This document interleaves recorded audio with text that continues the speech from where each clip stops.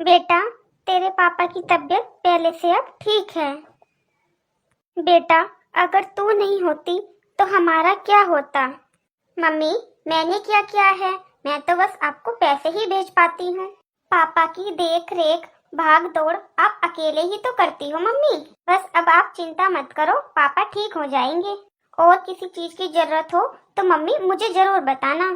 काजल, mummy, मैं आपसे बाद में बात करती हूँ। क्या हुआ करण? तुम्हारे क्रेडिट कार्ड का बिल आया है। इसमें 20,000 की पेमेंट अग्रवाल हॉस्पिटल में हुई है। क्या है ये, मुझे बताओ। वो क्या है ना करण, मेरे पापा को कहीं से भी आराम नहीं आ रहा था। कई हॉस्पिटलों में दिखा दिया उन्हें, पर कोई आराम नहीं मिला। इसलिए मैंने शहर के सबसे बड़े हॉस्पिटल में पापा का चेकअप करवाया। और अग्रवाल हॉस्पिटल कितना अच्छा है ना करण। वहीं पर पापा के कुछ टेस्ट लिखे थे, उसी का बिल मैंने अपने क्रेडिट कार्ड से भर दिया था। क्या काजल, तुमने 20,000 का टेस्ट अपने पापा का उस हॉस्पिटल में करवाया, और वो भी तुमने अपने क्रेडिट कार्ड से बिल पे किया? तुम्हारा दिमाग तो ठीक है काजल। क्यों घर लुटाने में लगी हुई हो? करण, मैं कोई घर नहीं लुटा रही थी। मेरे पापा की तबीयत दिन पे दिन खराब होती जा रही थी, और पैसे न होने के कारण वो अपना अच्छे से इलाज नहीं करवा पा रहे थे। अच्छे हॉस्पिटल में नहीं दिखा पा रहे थे। इसलिए मैंने उनको अच्छे डॉक्टर को दिखा दिया। क्यों, तुमने ठेका ले रखा है कि अच्छे डॉक्टर को तुम ही दिखाओगी? वो खुद नहीं जा सकते क्या? चलो मान लिया तुम उनकी बेटी हो, इसलिए तुम अच्छे हॉस्पिटल में दिखाने ले गई उन्हें और अच्छे डॉक्टर को दिखा भी दिया, पर 20,000 का बिल तुमने क्यों भरा? वो उनके घर का निजी मामला है, ठीक है?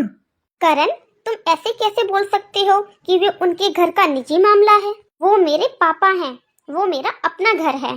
काजल, वो घर तुम्हारा था, अब नहीं है। तुम नौकरी करती हो, कमाती हो, इसका मतलब ये नहीं है तुम अपने पैसे कहीं भी उड़ाओगी। अपने लिए जोड़ा करो, हमारे और हमारे परिवार के लिए जोड़ा करो। बाहर वाले लोगों के ऊपर क्यों खर्च करती हो? करण, तुम्हें बहुत अच्छे से पता है कि मेरे घर की स्थिति अच्छी नहीं है, वो भी पैसों के मामले में। और अभी तो मेरा छोटा भाई भी पढ़ रहा है। इस शादी से पहले मेरी सैलरी से ही हमारा घर चलता था, क्योंकि मेरे पापा बीमारी की वजह से कहीं पर भी नौकरी नहीं कर पाए। करण, मैंने शादी से पहले ही तुम्हारे आगे शर्त रखी थी, जब तक मेरा भाई कमाने नहीं लगेगा तब तक मैं अपनी सैलरी से अपने घर पे खर्चा भेजती रहूंगी। हाँ काजल, मुझे अच्छे से पता है कि तुमने इसी शर्त पर मुझसे शादी करी थी कि तुम अपने घर पर खर्चा भेजती रहोगी, और तुम अपनी सैलरी में से हर महीने 10,000 रुपए अपने घर खर्च के लिए भेजती तो हो। 20,000 का बिल तुमने क्यों भरा? क्यों, ज्यादा सैलरी आ रही है तुम्हारी? करण, ये पापा का 20,000 का टेस्ट करवाना बहुत जरूरी था। पापा की तबीयत दिन पे दिन खराब होती जा रही है। माना कि मैं हर महीने उन्हें 10,000 रुपए भेजती हूँ, पर आज के टाइम में 10,000 रुपए में होता ही क्या है? या तो वो घर का खर्चा ही चला पाएंगे या पापा का इलाज ही करवा पाएंगे। एक ही काम होगा। अच्छा, 10,000 रुपए में होता ही क्या है? हमने तेरे घर वालों का कोई ठेका नहीं दे रखा। हम अपना भी घर चलाएं और उनका भी। और उनको भी कोई शर्म नहीं आती क्या अपनी बेटी से पैसे लेते हुए? अपने भाई को बोलो कि पढ़ाई के साथ साथ कहीं पर नौकरी भी कर ले। करण, अभी मेरा भाई 18 साल का ही है। अगर वो नौकरी करेगा तो पढ़ाई कब करेगा? उसका सारा करियर खराब हो जाएगा। उसका करियर खराब होता हो तो हो, मुझे कोई फर्क नहीं पड़ता। अब तुम अपने ससुराल में हो तो ससुराल की सोचो। अब तेरा भाई माँ बाप बस नाम के रहे हैं, असली घर तेरा अब ये है। इस घर के डेवलप के बारे में सोचो अब, ठीक है? अब मैं तुम्हें आखिरी वार्निंग दे रहा हूँ। अगले महीने से तुमने अपने घर पर पैसे भेजे ना, तो तुम अपना भी बोरिया बिस्तरा बांध कर अपने घर चली जाना। उनको बैठे बैठे खिलाना बस, फिर यहाँ रहने की कोई जरूरत नहीं है। पैसे हैं, कोई प्रसाद नहीं है जो हर जगह बांटती फिरोगी। 3 महीने बाद। क्या दीदी, आपको 10 लाख रुपए चाहिए? हाँ करण, तुम्हारे जीजू की किडनी ट्रांसप्लांट में कम से कम 15 लाख का खर्चा आएगा। 5 लाख तो मैंने अपने जेवर बेच के कर दिए। तू बस 10 लाख रुपए भेज दे भाई। 6-7 महीने में मैं तुझे कहीं ना कहीं से इंतजाम करके वापस दे दूंगी। वो तो कोई बात नहीं दीदी, मुसीबत में तो अपने ही काम आते हैं।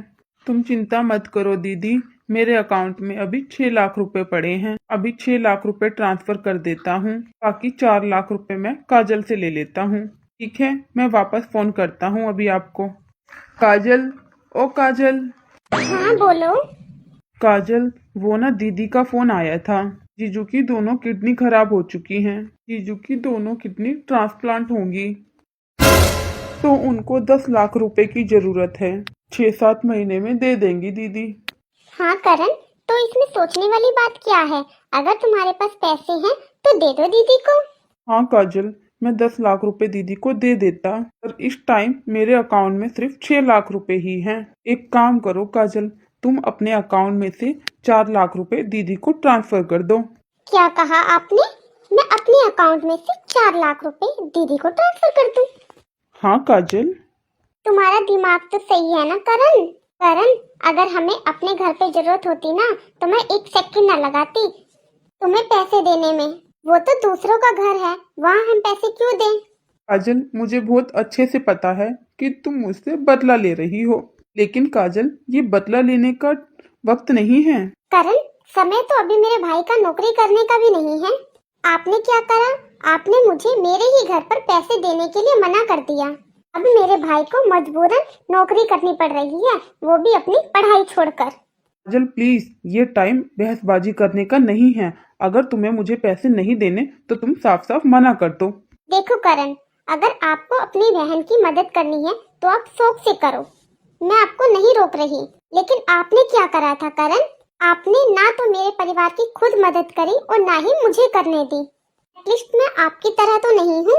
मैं आपको तो मना नहीं कर रही दीदी को पैसे देने के लिए। आई एम सॉरी करण, मैं पैसे नहीं दे सकती। तुम्हारी दीदी है, तुम करो। ठीक है काजल, अगर तुम मेरे परिवार की मदद नहीं करना चाहती तो मत करो। कुछ देर बाद। हेलो दीदी, मैं आपको 6 लाख रुपए ट्रांसफर कर रहा हूँ। बाकी 4 लाख का इंतजाम नहीं हो पाया। और कौन सा अरेंजमेंट करण? 4 लाख रुपए मुझे काजल ने ट्रांसफर कर दिए और 6 लाख रुपए अब आप कर रहे हो ट्रांसफर। क्या दीदी, काजल ने आपके पास 4 लाख रुपए ट्रांसफर कर दिए? हाँ हाँ, अभी मुझे काजल ने 4 लाख रुपए ट्रांसफर करे हैं। आपको बताया नहीं? नहीं दीदी, वो मुझे बता रही थी।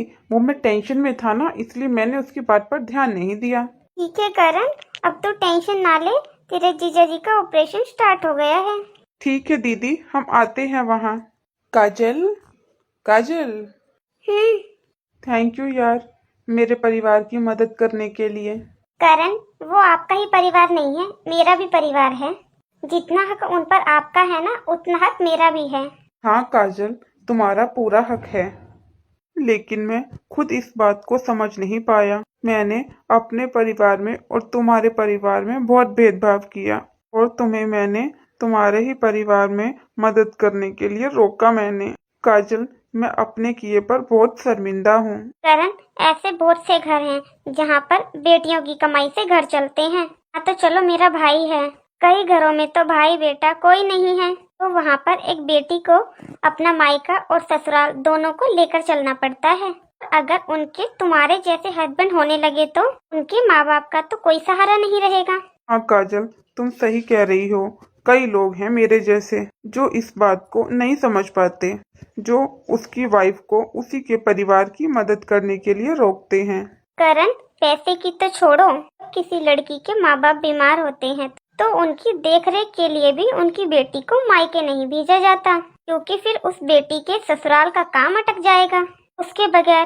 करण, एक लड़की शादी करके अपने ससुराल आती है, इसका मतलब ये नहीं है वो अपने जन्म दिए हुए माता पिता को ही भूल जाए। करण, तुम्हें पता है कई ऐसी बेटियां इसी डर की वजह से शादी भी नहीं करती कि उनको पता होता है शादी के बाद मायका एक पराया घर बन जाता है। मुझे माफ कर दो काजल, मैं कैसे भूल गया। जैसे मेरे माँ बाप हैं वैसे तुम्हारे माँ बाप भी हैं। जैसे मैं अपने माँ बाप को खर्चा देता हूँ, उनकी सारी जरूरतें पूरी करता हूँ, वैसे तुम्हारा भी हक है अपने माँ बाप की सारी जरूरतों को पूरा करने का। कोई बात नहीं करण, ये अच्छा है कि तुम्हें समझ आ गया। अब आप जल्दी से रेडी हो जाओ, हम दीदी के पास चलते हैं। Thank you Kajal. Hello guys, कैसे हो आप सब? आई होप आप सब बहुत अच्छे होंगे। मेरा आपसे बस यही कहना है कि दो आंगनों की खुशियां बिखेरने की जिम्मेदारियां होती हैं। बेटियों की जिंदगी इतनी आसान थोड़ी ना होती है। एक बेटी, गम हो या खुशियां, झटपट दौड़ी चली आएगी, बेटी बस आंगन छोड़ेगी, रिश्ते तो उम्र भर निभाएगी।